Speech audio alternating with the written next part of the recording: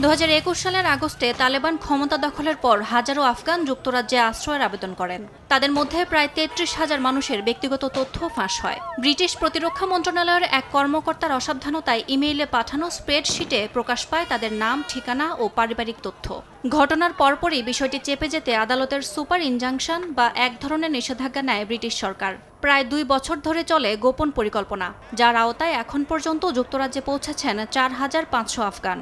আর এই পুরো প্রকল্পে খরচ হয়েছে প্রায় 400 মিলিয়ন পাউন্ড।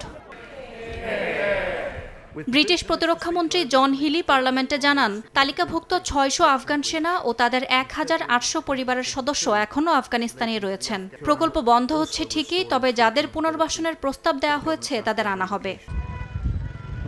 আফগান পুনর্বাসন প্রকল্প নিয়ে তৈরি হওয়া এই বিতর্ক এখন আদালতের রায় ও সংসদের তীব্র সমালোচনায় নতুন মোড় নিয়েছে, বিশেষ করে যখন জানা গেছে তথ্য ফাঁসের পরও ক্ষতিগ্রস্ত আফগানদের অনেকেই কোনো সতর্কবার্তা পাননি। আর এই ঘটনার জেরে ব্রিটিশ সরকারের বিরুদ্ধে প্রায় 900 মামলা দায়েরের প্রস্তুতি চলছে।